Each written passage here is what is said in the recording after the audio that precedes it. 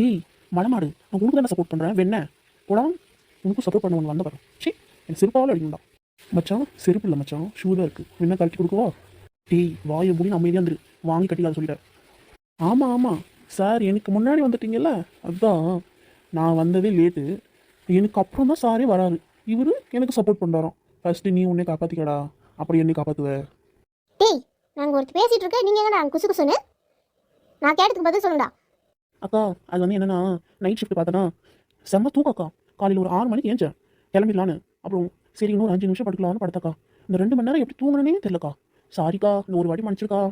ஆ, நீ எத்தனை ஒரு வாட்டி சாருக்கு அவ்வளோ தூக்கம் கேட்குதோ? அக்கா சாரிக்கா, நானும் வெளியில் வரும்போது என்னடா பூனை குறுக்கா போயிடுச்சாண்ணா?